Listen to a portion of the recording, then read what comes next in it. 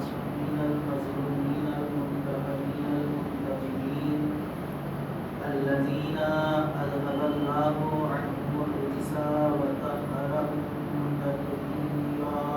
اللهم صل على محمد وعلى آل محمد. الله الدائمة الباقية على أعدائهم وقاتليهم وغاصب حقوقهم ومنكر فضائلهم ومناقبهم ومخرب شريعتهم أجمعين من الآن إلى يوم الدين. أما بعد فقد قال رسول الله صلى الله عليه وآله وسلم: كل شيء أساس وأساس ديني حب أهل بيته صلى اللهم صل على محمد وعلى آل محمد.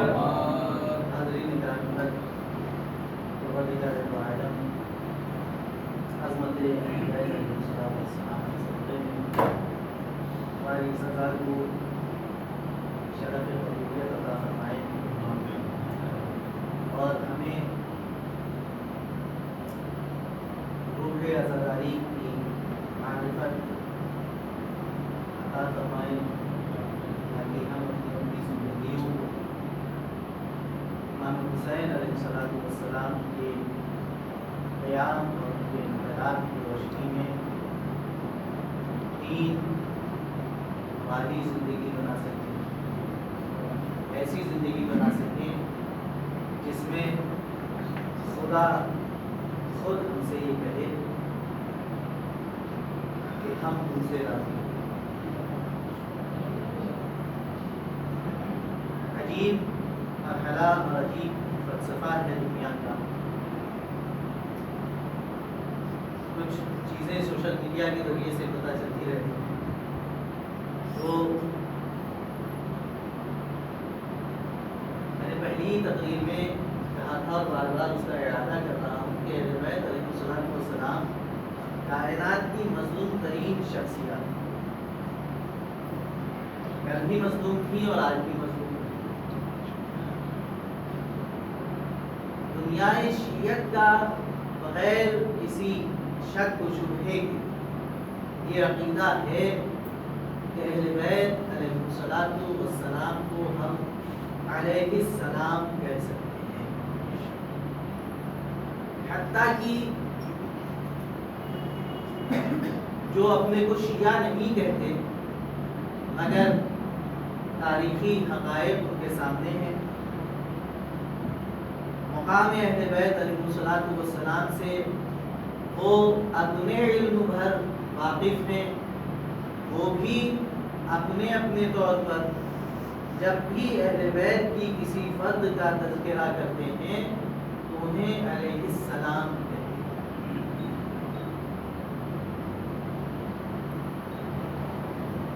مگر اہل بیت کی مظلومی یہ ہے کہ اپنے آپ کو انہی کے مکتب کا طالب علم کہنے والا جب کوئی ان کو یہ کہنے لگے کہ یہ ان کو علیہ السلام کہنا درست نہیں ہے، ان کو رضی اللہ تعالی عنہ کہنا چاہیے، اور قرآن مجید کی ابھی بچے نے ایک شعر پڑھا تھا،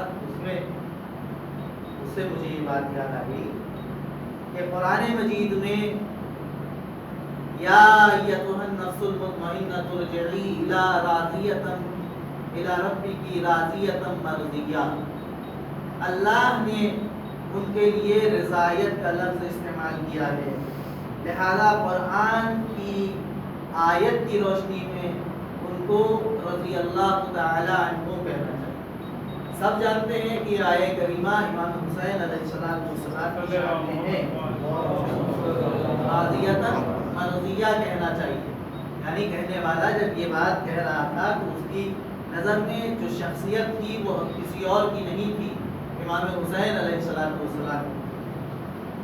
یہ بھی میں بتاتا چلوں، اگر آپ نے اس کلپ کو نہیں دیکھا ہے تو کسی معمولی انسان کی کلپ نہیں ہے، نام نہیں لوں گا، مگر اتنا بتاؤں گا کہ نماز جمعہ کے خطبے میں یہ بات پچھلے جمعے کو کہی گئی اور لاہور سے اٹھ کر اس سوشل میڈیا کے ذریعے پوری دنیا میں پھیل رہی ہے۔ عزیزان گرامی، ایک ادنا سا محب اہل بیت جو صرف مجلسوں میں جاتا ہے اور اس کی اہل بیت کی شناخت کا واحد ذریعہ مجالس امام حسین علیہ السلام ہیں، وہ بھی یہ جانتا ہے کہ پیغمبر اسلام نے آئے تطہیر کے نزول کے بعد 6 مہینے مسلسل در سیدہ پر جا کر السلام علیکم یا اہل بیت النبوہ کہا ہے۔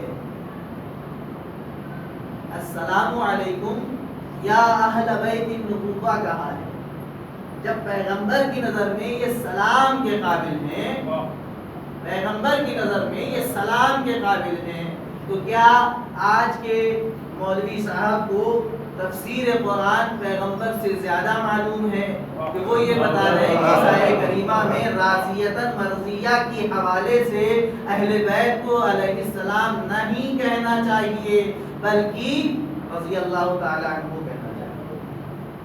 آیت کا مفہوم کیا ہے؟ راضیتاً مرضیہ، فادخلی فی عبادی وادخلی جنتی۔ رضی اللہ تعالیٰ عنہ کا معنی کیا ہے؟ پالنے والے تو ان سے راضی ہو جا۔ ابھی دعا کی جا رہی ہے کہ پالنے والے ان سے راضی ہو جا، جس کے لیے دعا کی جا رہی ہے، مطلب یہ ہے کہ ابھی اللہ ان سے راضی نہیں ہے۔ آیت کا اگلا ٹکڑا بتا رہا ہے کہ فادخلی فی عبادی وادخلی جنتی، میری جنت میں داخل ہو جا۔ اللہ جس سے ابھی راضی ہی نہیں ہے اس سے خود اللہ کہہ رہا ہے کہ میری جنت میں داخل ہو جا۔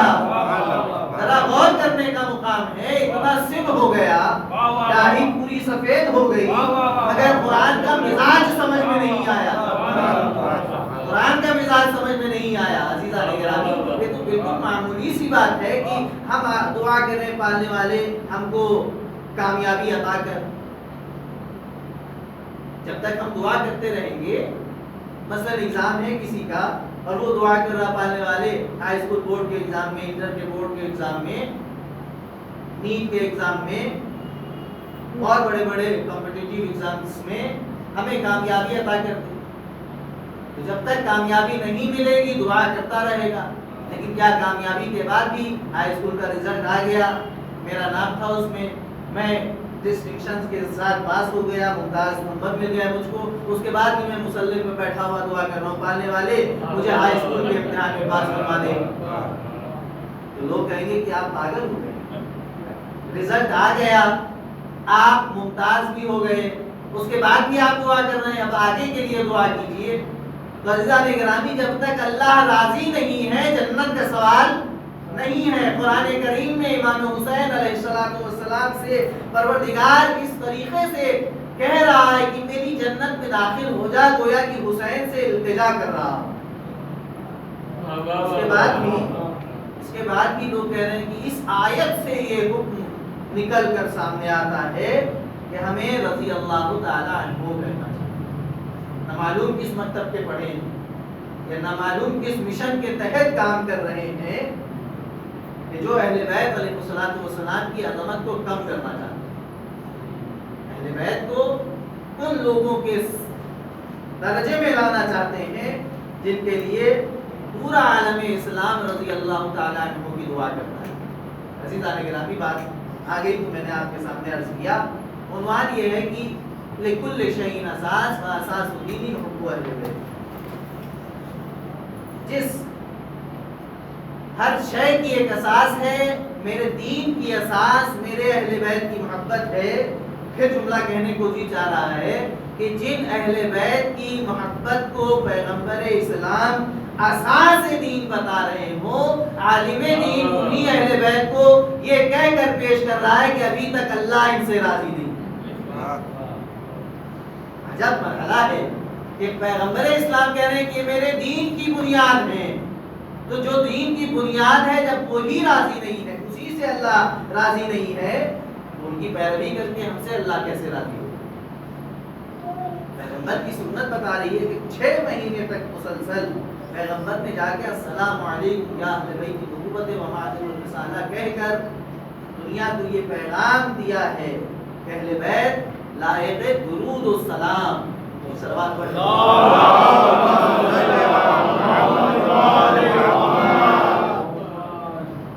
کیا ہے مقام اہل بیت؟ عرض کر رہا تھا کہ دونوں طرف سے محبت ہو تو پھر مقام بھی سمجھ میں آتا ہے, اطاعت کرنے کا دل بھی چاہتا ہے. کیا ہے مقام اہل بیت کا؟ اہل بیت کا مقام یہ ہے کہ پیغمبر فرماتے ہیں حب علی ساعتن, چھوٹے بھائیوں کے لیے تحفہ ہے یہ حدیث کہ حب علی ساعتن, علی سے 1 گھنٹے کی محبت, 1 گھنٹے کی محبت, علی مرتضیٰ علیہ السلام سے 1 گھنٹے کی محبت افضل من 70 سنہ, 70 سال کی عبادت سے بہتر ہے. 70 سال عبادت کرے وہ 1 پلڑے میں, اور علی سے 1 گھنٹے محبت کر لے وہ 1 پلڑے میں. صحیح السند حدیث ہے, اہل سنت نے بھی اسے نقل کیا ہے, شیعوں نے بھی نقل کیا ہے. یہ حدیث سنانے کے بعد جی چاہتا ہے کہ ان لوگوں سے دست ادب جوڑ کر سوال کروں جو یہ کہتے ہیں کہ 1 گھنٹے کی مجلس میں جا کر وقت برباد نہ کرو, 1 گھنٹے کی مجلس میں وقت برباد نہ کرو, بچوں کو تعلیم دلواؤ, بچوں کو ٹیوشن پڑھوا لو. 1 گھنٹے کی پیغمبر فرما رہے کہ حب علی ساعتن, علی کی 1 گھنٹے کی محبت افضل من عبادت 70 سنہ. کیوں ہے یہ 70 سال کی عبادت سے بہتر ہے؟ کیوں؟ علی کی محبت ہوگی 1 گھنٹے کی محبت. جب 1 گھنٹے کے لیے مان لیجیے علی کی محبت آ جائے, علی کی نہیں کسی اور کی محبت آپ کے دل میں جاگ جائے تو کیا ہو؟ محبت کا اثر کیا ہوگا؟ جب محبت کسی کی دل میں جاتی ہے تو انسان ہر لمحہ اسی کے بارے میں سوچتا ہے, ہر لمحہ اسی کی گفتگو کرتا ہے. تو جب آپ کے دل میں, ہمارے دل میں علی کی محبت 1 گھنٹے کے لیے بھی صحیح اگر جاگ جائے, پیدا ہو جائے, تو ہم کیا کریں گے؟ علی کی گفتگو کریں گے, علی کی بات کریں گے, علی کا ذکر کریں گے, سوچیں گے, کچھ نہ بولیں گے, سوچیں گے تو علی کے بارے میں سوچیں گے. کیا سوچیں گے آپ علی کے بارے میں؟ علی کے بارے میں آپ کیا سوچیں گے؟ علی کے بارے میں کیا سوچیں گے؟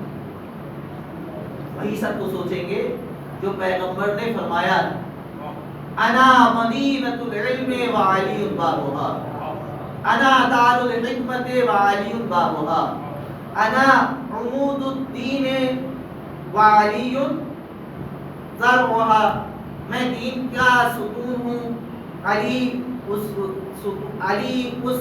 ستون کے پر قائم کیے جانے والے پلڑے ہیں جس پر دین کو تولا جاتا ہے, جس سے دین کی میزان قائم ہوتی ہے. میں علم کا شہر ہوں, میں حکمت کا شہر ہوں. اگر علی کا تذکرہ کریں گے آپ تو کیا کریں گے؟ علی وہ ہیں جنہوں نے 2 انگلیوں پر باب خیبر کو اٹھاڑا. علی کا ذکر کریں گے تو کیا کریں گے کہ جارج جوتاف جیسے عیسائی مورخ اور مفکر نے یہ کہا کہ علی کی عدالت اس منزل پر تھی کہ علی عدالت ہی کی وجہ سے قتل کیے گئے. علی کا ذکر کریں گے تو آپ کیا کریں گے؟ علی کے علم کا تذکرہ کریں گے, علی کی شجاعت کا تذکرہ کریں گے, علی کی عبادت کا تذکرہ کریں گے, علی کے علم کا تذکرہ کریں گے, علی کی سخاوت کا تذکرہ کریں گے. اسی لیے پیغمبر نے کہا زینوا مجالسکم بذکر علی ابن ابی طالب, جہاں بھی بیٹھ جاؤ بس علی کا ذکر کرو. کیوں؟ علی کے علم کا تذکرہ, علی کی سخاوت کا, علی کی شجاعت کا, علی کی عبادت کا بھی تو تذکرہ کریں گے. یہ کیوں ہے؟ 1 گھنٹے کے لیے علی کی محبت پیدا ہوئی دل میں, علی کی سخاوت, علی کی شجاعت, علی کا علم, علی کا علم, اس کا ذکر کیا. شاید کسی کے دل میں علی کی زندگی کا کوئی ایک پہلو تو اترے گا, مسلسل علی کا ذکر کر کے جسے علم سے دوستی ہوگی وہ علی کے علم کو اپنا آئیڈیل بنا لے گا. جو شجاعت پسند ہوگا وہ علی کی شجاعت کو اپنے لیے نمونہ عمل بنا لے گا. جسے عبادتوں سے شوق ہوگا وہ علی کی عبادتوں کو اپنے لیے لائحہ عمل بنا لے گا۔ تو عزیزان گرامی، علی سے محبت 1 گھنٹے کے لیے ہی صحیح، لیکن اگر واقعی محبت دل میں اتر جائے تو انسان کی پوری زندگی تبدیل ہو جاتی ہے۔ اگر یقین نہیں آتا تو سلمان کو دیکھ لیجیے، ابو ذر کو دیکھ لیجیے، مقداد کو دیکھ لیجیے، جناب کمیل بن زیاد نخعی کو دیکھ لیجیے، جناب میثم تمار کو دیکھ لیجیے، جناب مالک اشتر کو دیکھ لیجیے۔ ہر ایک کی زندگی تبدیل ہوئی کہ نہیں؟ صرف علی کے عشق، علی کے عشق، علی کی محبت۔ عزیزان گرامی، ہمیں بھی ویسا ہی عشق علی کا اپنے دلوں میں پیدا کرنا ہے تاکہ وہ ہمارے دین کی اساس اور بنیاد بن سکے۔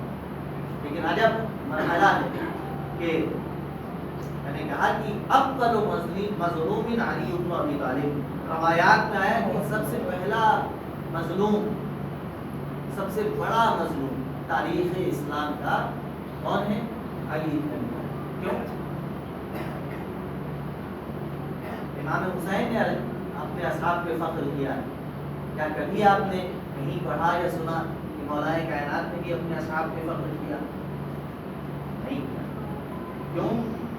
کیونکہ مولا کو ویسے اصحاب نہیں ملے، مگر آپ کی یہ امیاں دونوں ہاتھوں کی زیادہ ہوگی، اور اصحاب امیر المومنین جو مخلص ہوں وہ کم ہوں۔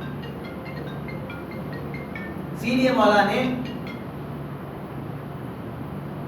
ارشاد فرمایا کہ اگر معاویہ کا 1 مل جائے، میں اپنے 10 دے دوں۔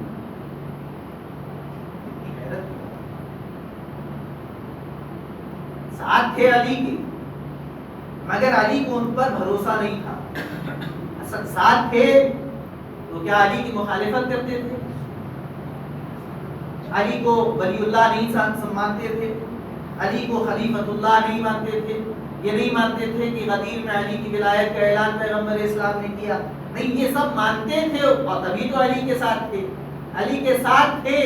مگر پھر بھی علی علیہ السلام نے یہ کہا کہ اگر معاویہ کا 1 مل جائے تو میں اپنے 10 دے کر معاویہ کا 1 لے لوں۔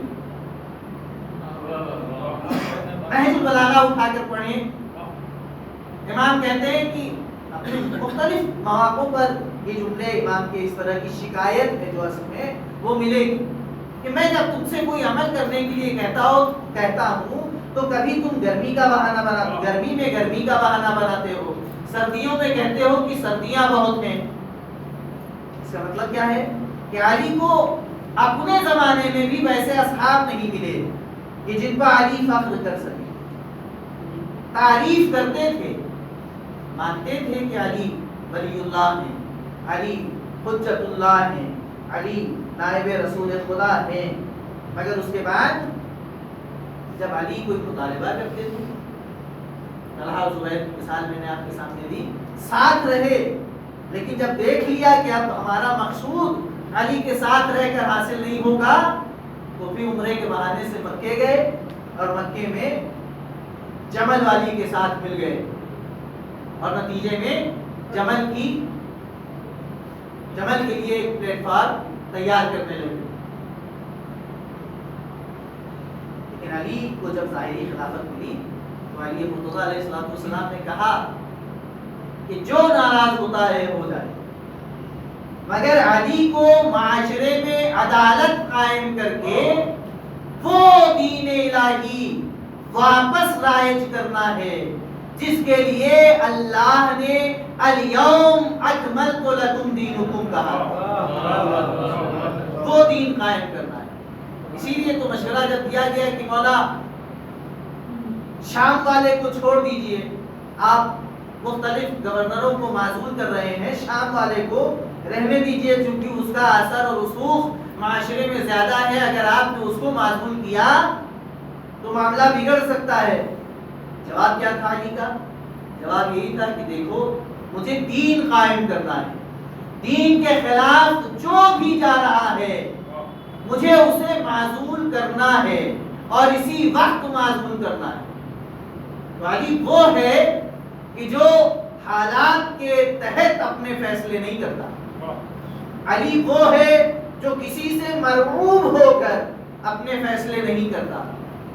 قلت ہے اصحاب کی، ناصروں کی کمی ہے، جانتے ہیں کہ اتنے بڑے بڑے فیصلے لینا آگے چل کے میرے لیے ذاتی طور پر نقصان دہ ہو سکتا ہے، مگر دین خدا کے احیاء کے لیے، دین خدا کو زندگی بخشنے کے لیے مولا کائنات نے وہ اقدامات کیے جو تاریخ میں ثبت ہوئے.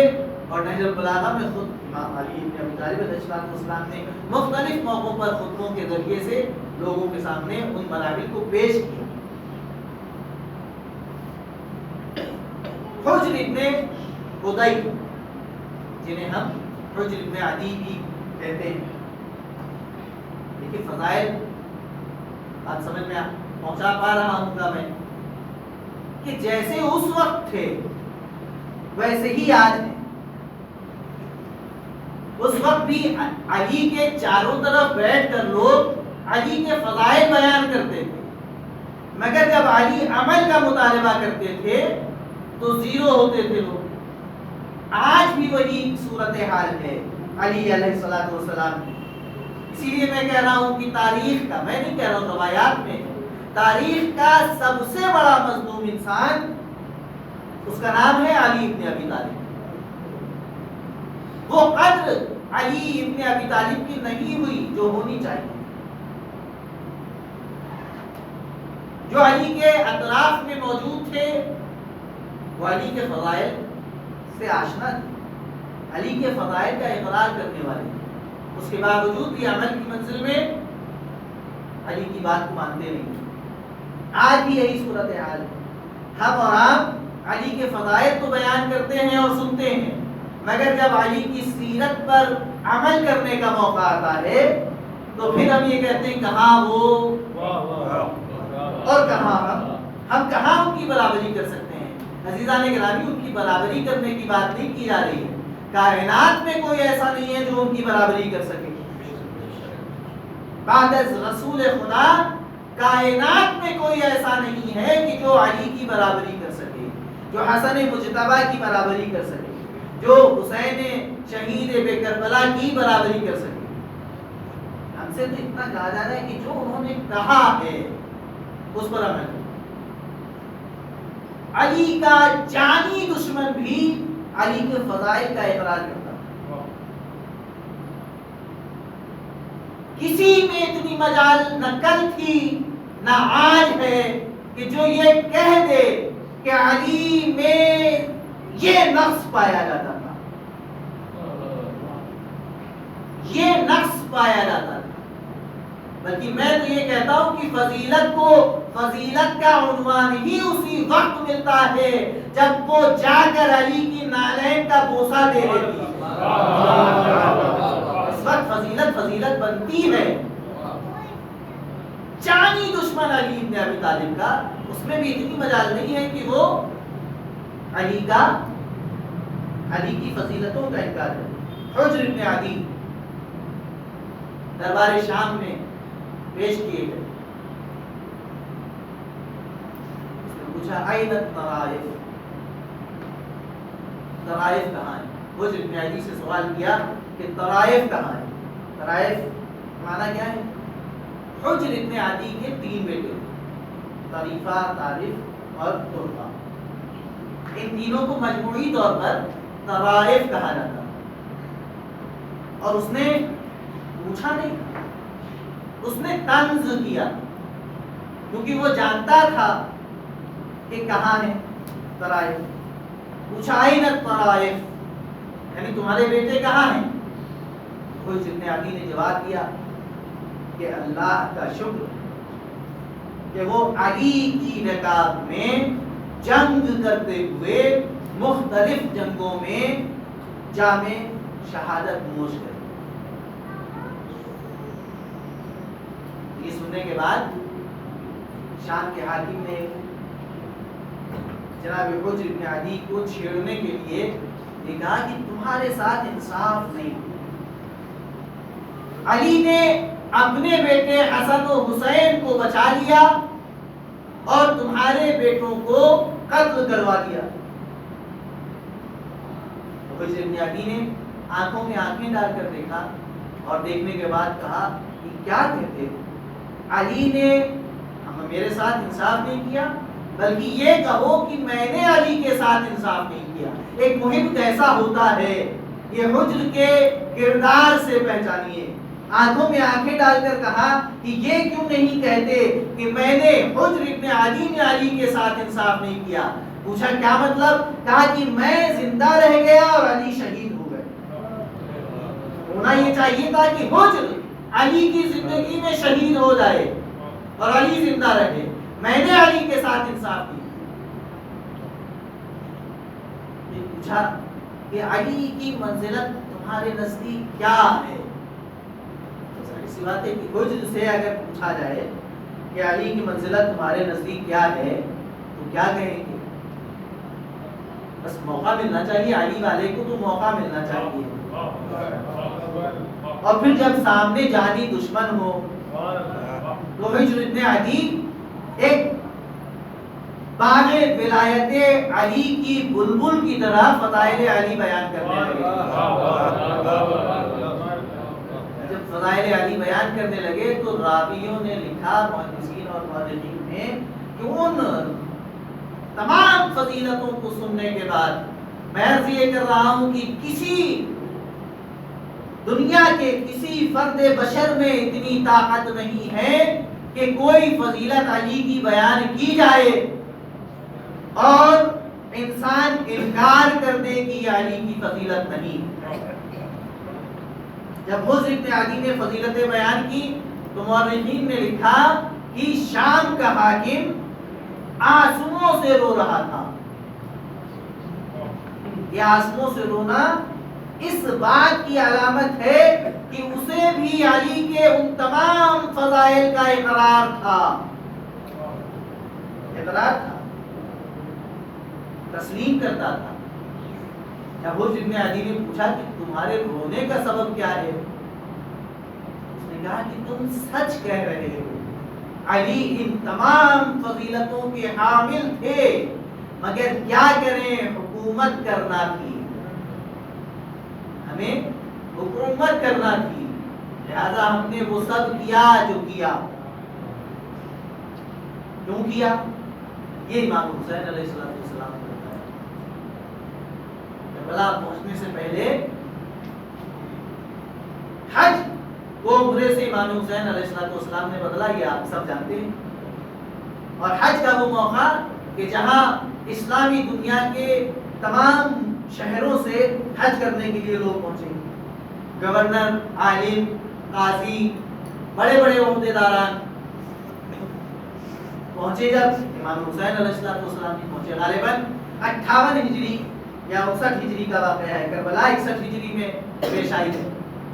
58 یا 59 ہجری کا حج، امام حسین حج کے موقع پر مکہ مکرمہ کے قریب موجود ہیں اور دنیا اسلام کے بڑے بڑے نامور افراد حج کرنے کے لیے آئے۔ حالات بدل چکے ہیں، دنیا دین کو پیچھے چھوڑ چکی ہے۔ امام حسین اس وقت منا کے میدان میں، اب سوشل میڈیا کا زمانہ تو تھا نہیں، لوگ سنتے تھے کوفے میں وہ مشہور ہے، بصرے میں وہ مشہور ہے، اس طریقے سے لوگ نام سے واقف تھے، شکلوں سے واقف نہیں تھے۔ جب حج کا موقع آتا تھا یا ایسا ہی کوئی موقع تو لوگوں کا تعارف ہوتا تھا۔ حج کے موقع پر امام نے سب کو بلایا، بلانے کے بعد سب سے کہا کہ اپنا اپنا تعارف پیش کرو۔ سب نے بتایا میں یہ ہوں، میں یہ ہوں، میں یہ ہوں۔ پھر امام نے کہا کہ مجھے بھی جانتے ہو کہ میں کون ہوں، یا میں بھی اپنا تعارف پیش کروں؟ تو سب نے ایک زبان ہو کر کہا کہ فرزند رسول، آپ کو کون نہیں جانتا، آپ اللہ کے رسول کے نواسے ہیں، آپ وہ ہیں کہ جن کے گھر میں قرآن نازل ہوا ہے، آپ علی مرتضیٰ کے فرزند ہیں، آپ سیدہ کائنات کے نور عین ہیں، سب جانتے ہیں حسین کو، سب اقرار کر رہے ہیں کہ حسین ابن علی کون ہیں۔ پھر امام نے کہا کہ جب مجھے جانتے ہو میرے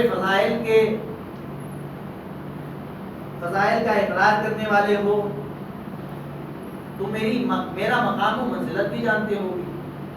جب مجھ کو مانتے ہو، میرے دادا نانا کے دین کو مانتے ہو، قرآن کو مانتے ہو، تو یہ بتاؤ کہ آج جو تمہیں عزتیں ملی ہیں وہ کیوں ملی؟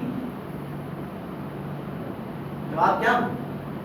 کوئی اسلامی دنیا کا قاضی ہے، کوئی گورنر ہے، کوئی عالم ہے، کوئی پیش نماز ہے، کوئی امام جمعہ ہے، کوئی واعظ ہے، تو کیوں ہے؟ دین کی وجہ سے۔ تو عزتیں کیوں ملی ہیں؟ دین کی وجہ سے ملی۔ تو سب نے کہا کہ اے فرزند رسول، یہ ہمیں عزتیں ملی ہیں یہ دین کی وجہ سے ملی ہیں۔ تب امام نے سوال قائم کیا، جس دین کی وجہ سے تمہیں عزتیں ملی ہیں، آج وہ دین پامال ہو رہا ہے اور تم خاموش ہو۔ آج وہ دین پامال ہو رہا ہے اور تم خاموش ہو۔ تم نے کیا سوچا ہے اس دین کو بچانے کے لیے؟ سب خاموش۔ تھوڑا وقت دینے کے بعد خود امام گویا ہوئے اور کہا کہ میں نے اپنا موقف طے کر لیا ہے، اور ان کو اپنے پلان سے، اپنے موقف سے آگاہ کرایا، اور آگاہ کروانے کے بعد یہ کہا کہ جب حج ختم ہو جائے اور اپنے وطن کو واپس پہنچنا، اپنی منزل کو واپس پہنچنا، تو لوگوں کو میرے اس مشن سے آگاہ کروانا۔ کیا ہوا؟ پہنچے، لیکن امام حسین کا وہ پیغام جو حسین نے اتنے اقرار کے بعد پہنچایا تھا، اس کو بھول گئے۔ کیوں؟ جانتے تھے کہ اگر ہم نے اس پرآشوب ماحول میں حسین ابن علی کے پیغام کی تبلیغ کرنا شروع کر دی تو یہ گورنری چھین سکتی ہے، یہ امام جمعہ کی پیش نمازی چھین سکتی ہے، یہ مسجد کی پیش نمازی چھین سکتی ہے۔ کیوں؟ کیونکہ جانتے ہیں کہ حسین ابن علی کی حمایت کرنا، اس کا مطلب یہ ہے کہ شام کی حکومت سے بغاوت کرنا۔ لیکن پھر بھی یہ پیغام پہنچا امام حسین ابن علی کا لوگوں تک، یہاں تک کہ مورخین نے لکھا کہ ثعلبیہ کے مقام پہ جب امام کربلا کی طرف روانہ ہوئے تو ثعلبیہ کے مقام تک 3000 افراد امام کے ساتھ تھے۔ شاید یہ نہیں بات کچھ لوگوں کو ثعلبیہ کے مقام پر جب امام پہنچے ہیں کربلا جاتے ہوئے تو 3000 افراد امام کے ساتھ تھے، لیکن ثعلبیہ کے مقام سے امام نے خطبے دینا شروع کیے اور اس میں اپنے اس قیام کے مقاصد کو بیان کرنا شروع کیا کہ میں جو قیام کے لیے نکلا ہوں، اس قیام کا مقصد یہ نہیں ہے کہ میں حکومت قائم کروں گا، میرا مقصد یہ نہیں ہے کہ میں کسی کو تخت سے اتار دوں اور خود تخت پر جا کر بیٹھ جاؤں، میرا مقصد صرف اور صرف اللہ کے دین کی بقا ہے، قرآن کی بقا ہے، اسلام کی بقا ہے، سنت رسول اسلام کی بقا ہے، اور اس بقا کے لیے میں اپنا بھی سر کٹواؤں گا، میں اپنے بچوں کو بھی قربان کروں گا، اور جو بھی میرے ساتھ آ رہا ہے اسے شہادت کا جام پینا پڑے گا۔ اب جب ثعلبیہ سے امام نے اپنے مقصد کو واضح کرنا شروع کیا، جیسے جیسے قافلہ آگے بڑھتا رہا، روایت کے جملے یہ ہیں کہ لوگ کم ہوتے رہے، یہاں تک کہ دوسری محرم کو جب امام کربلا کی سرزمین پر اترے اور خیمے لگائے، اس وقت بھی ایک خطبہ دیا جس کا مشہور جملہ ہے الناس عبید الدنیا۔ جب دعویٰ کرنے والے چھٹ گئے اور وہ جنہیں ہیرا کہا جائے شاید کم ہوگا، وہ باقی رہے 71 جن پر امام نے شب عاشور فخر کیا، جب وہ باقی رہے تب امام نے ان کی موجودگی میں خطبہ دیا کہ الناس عبید الدنیا، لوگ دنیا کے بندے ہیں، والدین لعب علی السنتہم، اور دین ان کی زبانوں پر جاری ہے۔ لعب لعاب سے بنا ہے، لعاب کے معنی ہیں لعاب دہن، جسے ہم اردو زبان میں تھوک کہتے ہیں۔ لعاب نہ چاہتے ہوئے بھی زبان پر آتا ہے۔ کیا کرتے ہیں؟ فطرت ہے انسان کی، وہ اندر اسے لے لیتا ہے، اور کبھی کبھی ایسا ہوتا ہے کہ کچھ ایسی چیزیں ہوتی ہیں کہ پھر وہ لعاب دہن باہر پھینک دیا جاتا ہے، منہ سے نکال دیا جاتا ہے۔ تو جب تک الجھن کا سبب نہیں بنتا تب تک جسم کا حصہ بنتا رہتا ہے، لیکن جب دہن میں آنے کے بعد الجھن کا سبب بننے لگتا ہے، تکلیف پہنچانے لگتا ہے، تو ہم پھر اسے جسم کا حصہ نہیں بناتے، باہر تھوک دیتے۔ اب جملہ امام کا سنیے، الناس عبید الدنیا، لوگ دنیا کے بندے ہیں، والدین لعب علی السنتہم، دین ان کی زبانوں پر لعاب دہن کے مانند ہے۔ جب تک دین سے فائدہ پہنچتا رہتا ہے تب تک دینداری کا اعلان کرتے رہتے ہیں۔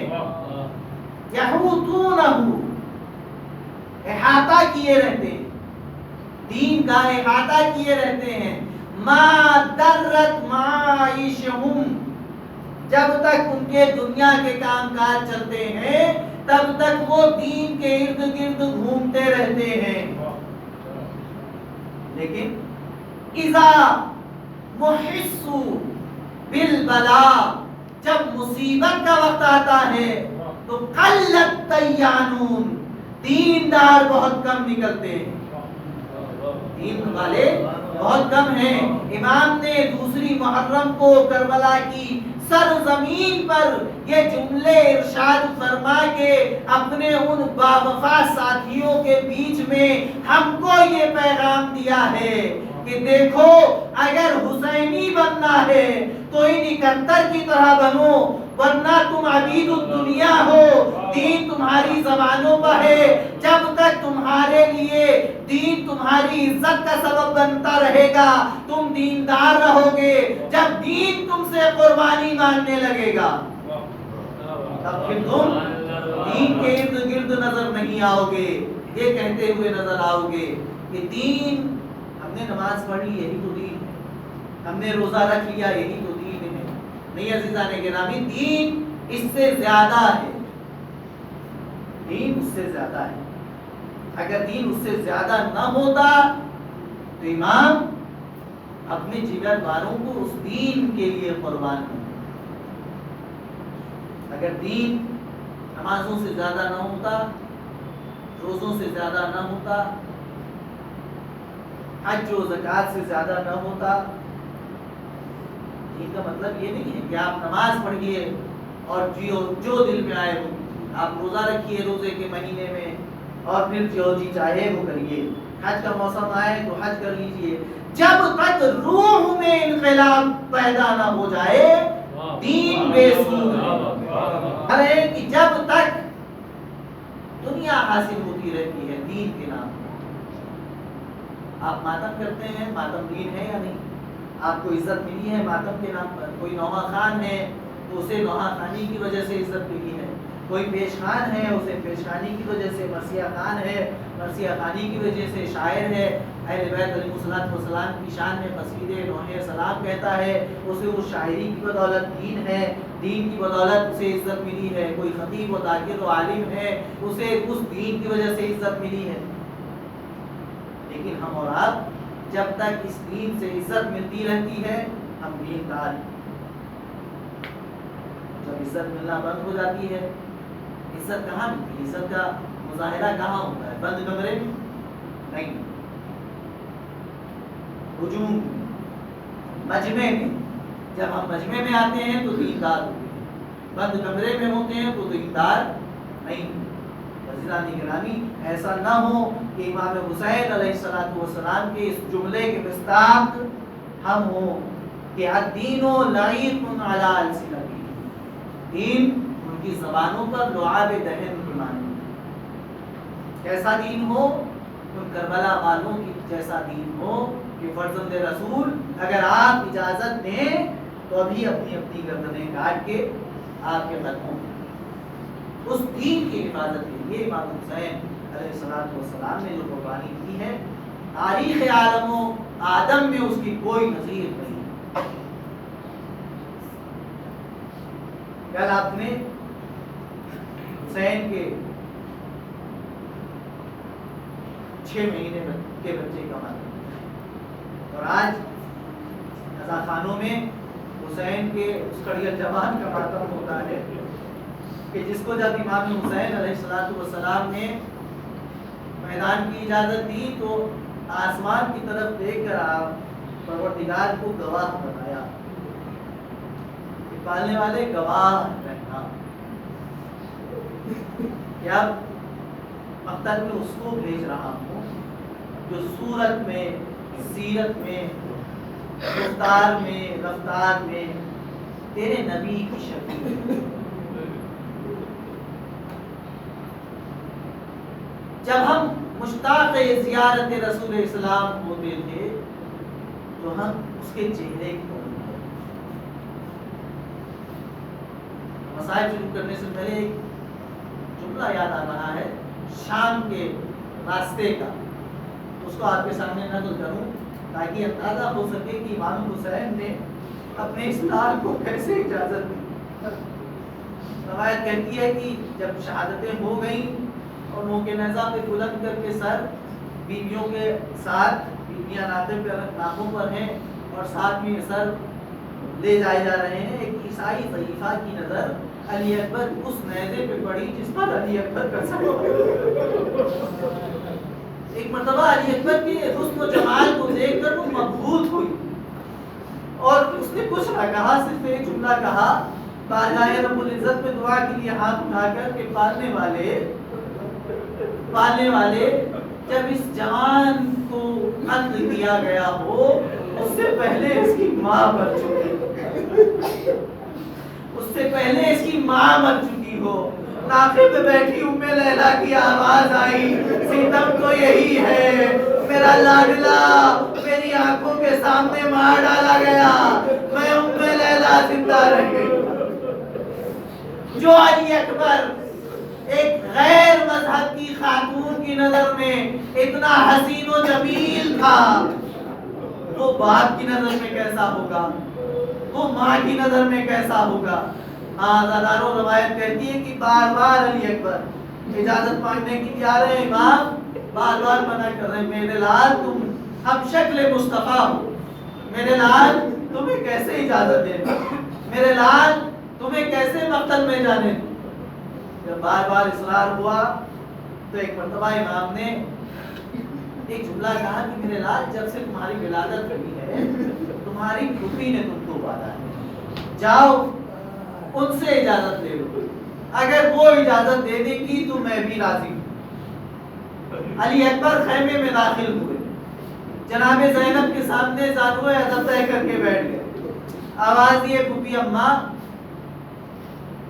بابا مجھے رن کی اجازت نہیں دیتے، آپ سفارش کر دیجیے، میں بار بار بابا کے پاس جا رہا ہوں اور بابا مجھے مقتل کی اجازت نہیں دے رہے ہیں، اس بار انہوں نے یہ کہا ہے کہ تمہیں تمہاری پھوپھی نے پالا ہے، اگر انہوں نے اجازت دے دی تو میں بھی اجازت دے دوں۔ زینب کی آنکھوں سے آنسو روا ہوئے، آواز دی میرے لال علی اکبر تم کو چکیاں پیس پیس کر اس روز کی لیے نہیں پالا تھا کہ تم کو مقتل کی اجازت دوں۔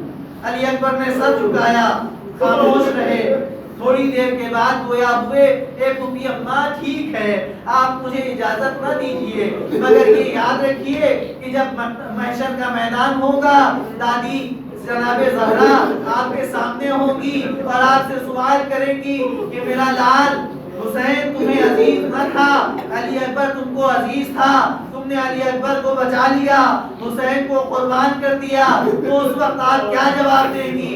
زینب نے خیمے کا پردہ ہٹایا، علی اکبر سے کہا علی اکبر سدھارو، زینب نے تمہیں مقتل کی اجازت دی، ہاں آزادارو بس دو چار جملے سن لیجئے، جگر میں تاب نہیں ہے کہ علی اکبر کے مصائب پڑھ سکوں، علی اکبر کو اجازت ملی، علی اکبر بس تاریخ کا جملہ ہے، صاحب معالی السبتین شیخ جعفر شوستری لکھتے ہیں کہ علی اکبر کو میدان کی اجازت تو امام نے دے دی، مگر علی اکبر کو اجازت دینے کے بعد 3 موقع ایسے آئے کہ امام پر نزع کا عالم طاری ہوا، نزع کا عالم طاری ہوا۔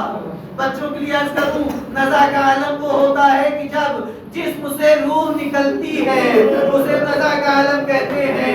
علی اکبر کو اجازت دے دی امام نے، امام علی اکبر اپنے گھوڑے اوقات پر سوار ہوئے، علی اکبر سے امام نے کہا کہ میرے لال جب تک سامنا رہے پلٹ کر دیکھتے رہے۔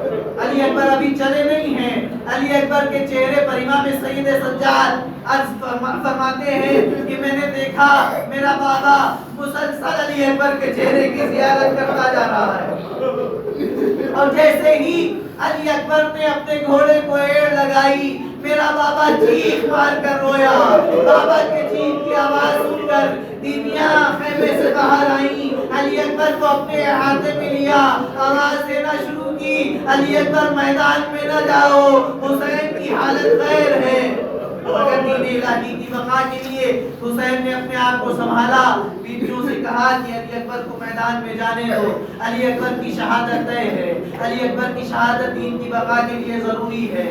علی اکبر میدان میں گئے، علی اکبر میدان میں گئے، امام ایک بلندی پر کھڑے ہو کر علی اکبر کی جنگ کا مظاہرہ کر رہے ہیں، بار بار آواز دے رہے ہیں سبحان اللہ ماشاء اللہ، اور لیلا نے فضا کو در خیمہ پر کھڑا کیا ہے کہ آقا حسین کے چہرے کو دیکھتی رہو اور مجھے خبر کرتی رہو، لیلا مسلح پر ہے۔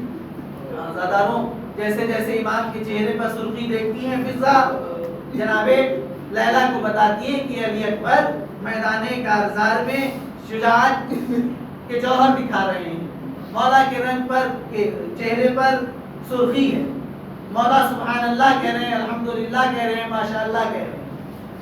ایک مرتبہ فضا نے تڑپ کر کہا کہ بی بی علی اکبر کے لیے خیر کی دعا کیجئے، اس لیے کہ آقا حسین کے چہرے کا رنگ متغیر ہو گیا۔ پوچھا کیا ماجرا ہے؟ کہا کہ ایک نامی گرامی پہلوان علی اکبر کے مقابلے پر آیا ہے۔ کہا کیا ہوا؟ علی اکبر علی کا شیر ہے، علی اکبر کو فن سپاہی عباس نے سکھائے ہیں۔ امام نے کہا سب ٹھیک ہے، مگر جو علی اکبر کے مقابلے پر آیا ہے وہ بھوکا اور پیاسا نہیں ہے، میرا لال علی اکبر 3 دن کی بھوک اور پیاس کے عالم میں میدان میں گیا ہے۔ ام لیلا نے دستے دعا بلند کیے، یا رادہ یا رادہ اسماعیل الہ ہاجرہ، یا رادہ یوسف الہ یعقوب، رد علیہ ولدی، اے ہاجرہ سے اسماعیل کو ملانے والے، اے یوسف کو یعقوب سے ملانے والے، میرے بیٹے کو مجھ تک پلٹا دے۔ بس علی اکبر میدان سے پھر خیمے کی طرف آئے، خیمے کی طرف آئے تو امام کی خدمت میں عرض کیا کہ بابا جان 3 دن کا پیاسا ہوں، اے بابا جان دھوپ بہت تیز ہے، اے بابا جان یہ ضلع دھوپ سے بہت جلنے لگی ہے، اگر ایک چرا پانی کا، اگر ایک گھونٹ پانی کا مل جاتا تو ابھی دشمنوں کو بتاتا کہ علی اکبر کی رگوں میں علی کا خون ہے۔ بس امام تڑپے، وہ دوسرا مقام جس کو صاحب معالی السبتین نے لکھا کہ امام کے اوپر نزع کا علم طاری ہوا، یہ وہی مقام تھا جب علی اکبر نے سوال آب کیا، امام تڑپ گئے، خیمے میں قطرہ پانی نہیں، علی اکبر جیسا بیٹا پانی کا سوال کر رہا ہے، مگر حسین اتنا غریب ہے کربلا کے میدان میں کہ اپنے لال کے لیے چرا آگ کا نہیں دے سکتا۔ بس روایت کہتی ہے کہ ایک مرتبہ امام نے کہا میرے لال علی اکبر اپنی زبان میرے دہن میں رکھو، علی اکبر نے امام کے دہن میں زبان رکھی، لیکن جیسے ہی زبان علی اکبر نے امام کے دہن میں رکھی یہ کہہ کر واپس کھینچ لی، اے بابا آپ کی زبان میں تو کانٹے پڑے ہوئے ہیں، آپ کی زبان تو مجھ سے زیادہ خشک ہے۔ اب مشتری اتاری، علی اکبر کے دہن میں رکھی، کہا جاؤ میرے لال دین کے کام آؤ۔ علی اکبر میدان میں پہنچے، علی اکبر میدان میں ہے، دادے شجاعت دے رہے ہیں۔ تبھی روایت کہتی ہے کہ علی اکبر کو چاروں طرف سے گھیرا گیا۔ سنان بن انس نے علی اکبر کے سینے میں ایک نیزہ مارا۔ علی اکبر اس سینے کی تاب نہیں لا سکتے تھے، لا پا رہے تھے کہ تبھی مرہ بن منقذ اسدی نے علی اکبر کے سر پر ایک تلوار کا وار کیا، جس کو برداشت نہ کر سکے علی اکبر گھوڑے پر جگمگانے لگے۔ روایت کے جملے یہ ہیں کہ اپنے گھوڑے عقاب کی گردن میں علی اکبر نے باہیں ڈال دی۔ اب گھوڑا یہ چاہتا ہے کہ علی اکبر کو خیمے تک پہنچا دیا جائے، مگر گھوڑے کا رخ موڑ دیا گیا۔ گھوڑا جو خیمے کی طرف جانا چاہتا تھا وہ آدھا کی صفوں کے درمیان سے گزرنے لگا۔ ہوا کیا عزیزان گرامی، جیسے جیسے علی اکبر آدھا کی صفوں کے درمیان سے گزرتے گئے، علی دشمنوں نے اپنی اپنی تلواروں کو نیام سے نکال کے علی اکبر پہ وار کرنا شروع کیا۔ مقتل کا فقرہ ہے، فَقَطَعُوهُ بِسُيُوفِهِمْ اِرْبًا اِرْبًا، علی اکبر کو اپنی تلواروں سے ٹکڑے ٹکڑے کر دیا۔ ہاں یہی وہ وقت تھا کہ جب علی اکبر نے آواز بلند کی، یا بتا علیک منی السلام۔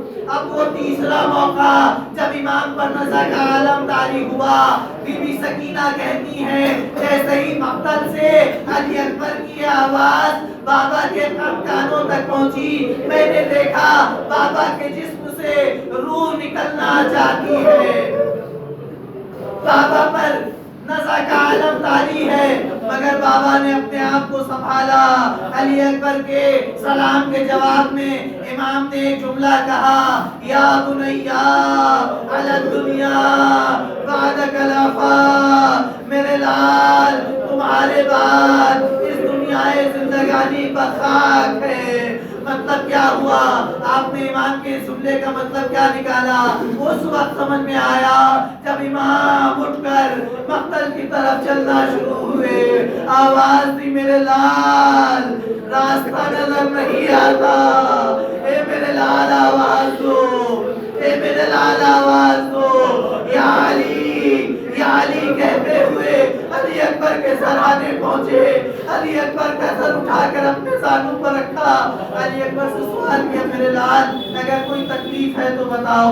علی اکبر نے کہا بابا کچھ نہیں، بابا کچھ نہیں۔ کہا کہ میرے لال علی اکبر تم کائنات کے ثابت ترین فرد کے فرزند ہو، وہ ثابت ترین امام تم سے سوال کر رہا ہے، اگر کوئی تکلیف ہے تو بتاؤ۔ تب علی اکبر نے کہا بابا برچی کی امی سینے میں ٹوٹ گئی، بابا جب سانس لے رہا ہوں تو تکلیف ہو رہی ہے۔ امام نے آسینے الٹی، نجف کا رخ کیا، چٹکی سے علی اکبر کے سینے کو ٹٹولنا شروع کیا۔ برچی کا ٹکڑا امام کی چٹکی میں آیا، یا علی مدد کہہ کر امام نے اس برچی کی ٹوٹی ہوئی ہنی کو نکالا۔ برچی کی ہنی تو نکل آئی، مگر عزاداروں اس برچی میں علی اکبر کا کلیجہ الجھ کے باہر آ گیا۔ ہاں عزاداروں، علی اکبر نے آخری ہچکی لی، روح قفص حضوری سے پرواز کر گئی۔ حسین نے چاہا علی اکبر کا لاشا اٹھائیں، مگر بڑھیا جوان کا لاشا بوڑھا باپ لاشا نہ اٹھ سکا، خیمے کی طرف رک گیا۔ بنی ہاشم کے چند بچے نظر آئے، امام نے آواز دی، اے بنی ہاشم کے بچوں آؤ، اپنے بھائی کا جنازہ خیمے میں لے چلو۔ بچوں نے لاشا اٹھایا، خیمے کی طرف روانہ ہوئے۔ باپ ٹوٹی ہوئی کمر پکڑے، بینائی کو الوداع کہہ چکا ہے، نوحہ پڑھتے ہوئے پیچھے پیچھے خیام تک آیا۔ بس جب یہ شہید مسجدہ میں علی اکبر کی لاش رکھی گئی، بیویوں نے حلقہ کیا، واہ علی اکبر واہ علی اکبر کا ماتم شروع ہوا۔ ام لیلہ کو بلایا گیا۔